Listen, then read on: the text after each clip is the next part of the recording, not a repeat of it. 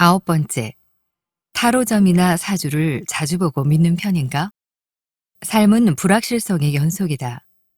자신의 인생을 최대한 예측 가능한 범위 안에 두려고 해도 언제나 새로운 사건, 새로운 상황, 새로운 사람이 나타난다.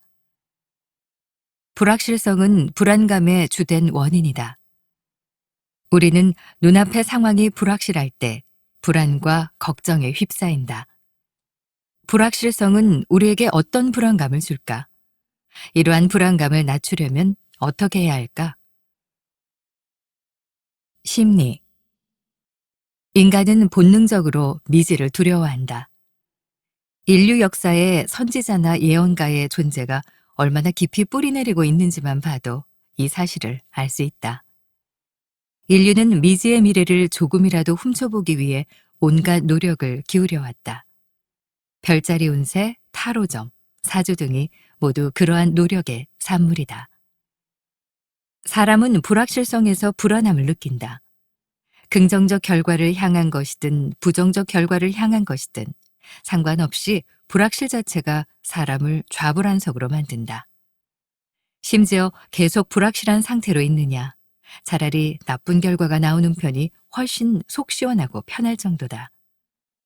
그러나 삶은 불확실성의 연속이다. 자신의 인생을 최대한 예측 가능한 범위 안에 두려고 해도 언제나 새로운 사건, 새로운 상황, 새로운 사람이 나타나기 마련이다.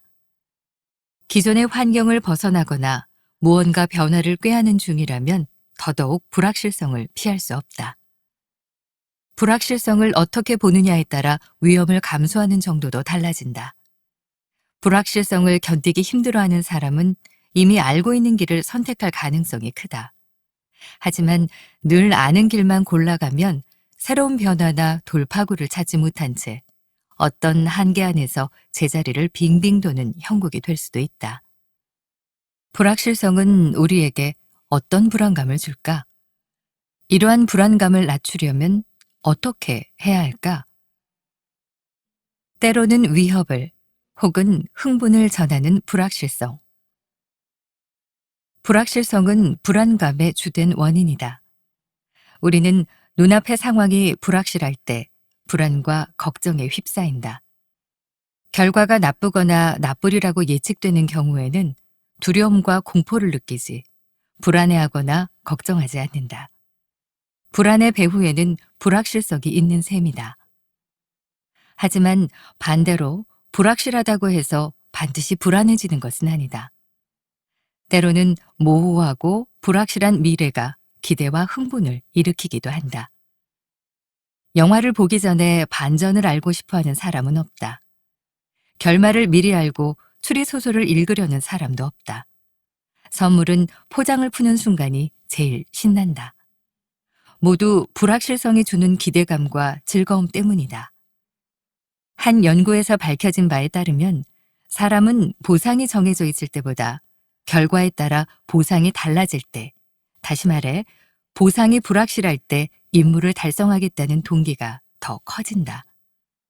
또한 그러한 과정을 훨씬 만족스럽게 느끼며 더욱 긍정적인 경험으로 기억한다. 1994년 영국의 마크 프린스턴 연구팀은 불확실성에 대한 인내력 부족, 통칭 IU라는 개념을 내놓았다.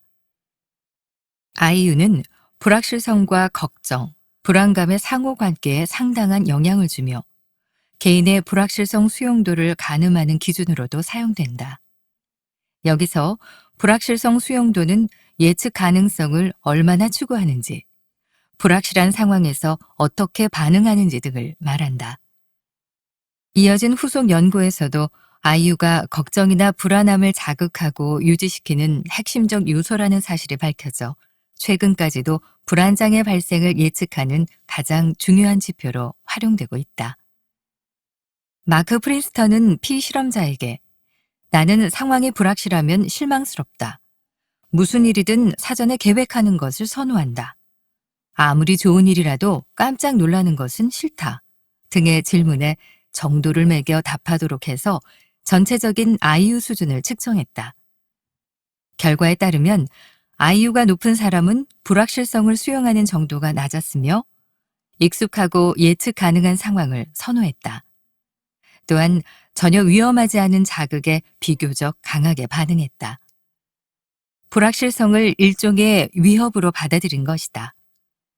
그에 비해 IU가 낮은 사람은 불확실성 수용도가 높았고 새롭고 자극적이며 낯선 환경을 선호했으며 불확실성에서 기분 좋은 흥분을 느꼈다. 불확실성의 불안감이 유난히 참기 힘든 이유. 불확실성은 걱정과 불안감을 불러오지만 한편으로 기대감과 즐거움을 안겨주기도 한다. 그런데 불확실한 상황을 유난히 힘들어하는 사람들이 있다. 다음은 불확실성이 부르는 불안감을 참을 수 없게 만드는 요인들이다. 판돈이 크다고 생각하다. 사람은 판돈이 작은 불확실성에는 기대와 흥분을 갖는다. 깜짝 편지나 선물 같은 것이 그렇다. 하지만 일단 불확실성에 걸린 판돈이 커지면 걱정스럽고 불안해진다. 대학 입시 결과, 연인의 외도 여부, 투자 회수 가능성 등은 모두 판돈이 큰 불확실성에 속한다. 물론 판돈의 크기에 대한 기준은 사람마다 다를 수 있다. 누군가는 시험 성적을 목숨처럼 중요하게 생각하지만 또 누군가는 시험 성적 따위는 제쳐두고 좋아하는 사람을 쫓아다니는 일에 목숨을 걸 수도 있다. 정서 안정성이 낮다. 정서가 안정된 사람은 결과를 예측할 수 없거나 부정적인 상황에서도 걱정과 불안에 오래 매여 있지 않는다. 잠시 불안해지더라도 금방 떨쳐내고 적절한 대응책이나 계획을 준비하는 데 착수한다.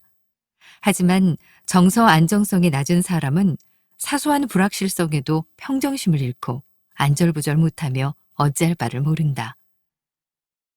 걱정을 사서한다. 원래부터 걱정이 많은 사람이 있다. 이들은 똑같은 상황에서도 남들보다 쉽게 걱정에 빠지고 남들은 하지도 않는 걱정을 사서한다. 그렇다 보니 남보다 더 많은 정보와 근거를 확보하지 않으면 어떤 결정도 제대로 내리지 못한다. 또한 모호하고 불명확한 일을 완수하기 힘들어하며 불확실한 일이나 상황을 부정적으로 심지어 위협으로 간주하는 경향이 강하다. 걱정이 많은 성향을 초래하는 원인은 선천적인 유전자와 후천적인 경험, 양육자의 양육 태도 등을 들 수 있다.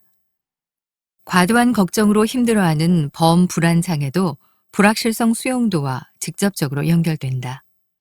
관련 연구 결과 불확실성 수용도가 낮을수록 범불안 장애 정도도 높았다.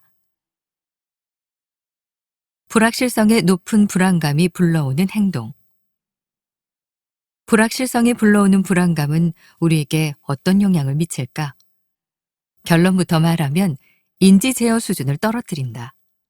다시 말해, 내가 어떤 일의 결과에 최대한으로 영향을 미칠 수 있다라는 인식을 저해하는 것이다. 불확실성에 대한 불안이 높으면 자신이 어떤 일에든 아무 영향을 미칠 수 없다고 여기게 된다. 자신이 아무 영향도 끼칠 수 없다는 인식은 또다시 불확실성에 대한 불안을 불러일으키면서 결국 악순환의 고리가 만들어진다. 불확실한 상황으로 인한 불안감이 높아지면 인지적 종결 욕구가 생긴다. 인지적 종결 욕구란 단지 불확실하고 애매한 상황을 면하고자 이성적인 사고와 판단 없이 정보를 단순히 처리해서 최대한 빨리 결정을 내리려는 욕구를 말한다. 인지적 종결 욕구가 생기면 사람은 본능적으로 두 가지로 반응한다. 접근과 회피다. 접근하든 회피하든 양쪽 모두 결과는 그리 바람직하지 않다. 접근, 의심하고 또 의심하고. 접근은 동원할 수 있는 수단을 전부 동원해 자신이 의심하는 상황을 확인함으로써 불확실성을 처리하려는 태도다. 확인하는 방법은 간접적일 수도 직접적일 수도 있다. 배우자의 외도 여부가 불확실한 상황에서 알만한 사람에게 정보를 캐는 것은 간접적 확인이고, 배우자에게 외도했는지 대놓고 묻는 것은 직접적 확인이다. 또한 불확실성에 대한 불안이 극에 달하면 의심되는 상황을 반복적으로 확인하려는 행동이 나타난다.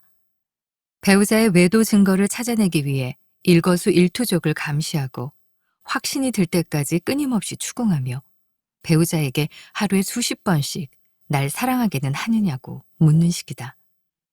또 다른 처리 방법은 타인과 비교하는 것이다.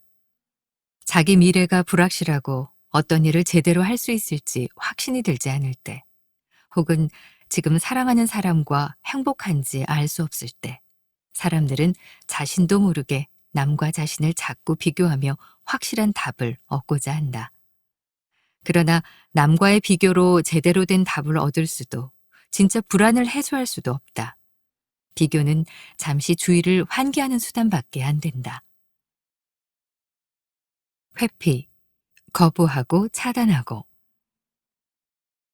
회피는 불확실성에서 비롯된 불안감을 적극적으로 처리하지 않고 이런저런 핑계를 대며 선택을 미루거나 다른 사람에게 결정을 맡겨버리는 등의 태도를 말한다.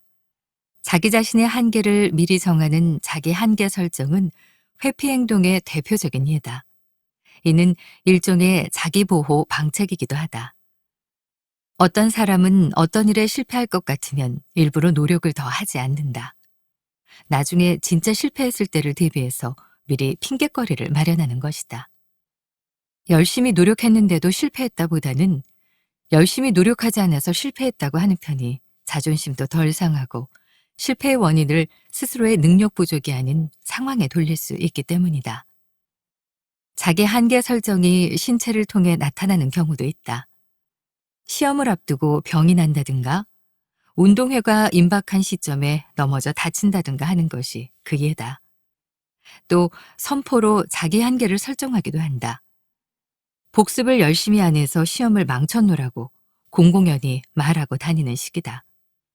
자기 한계 설정은 자기 보호처럼 보이지만 사실 자기 파멸적인 행동이다.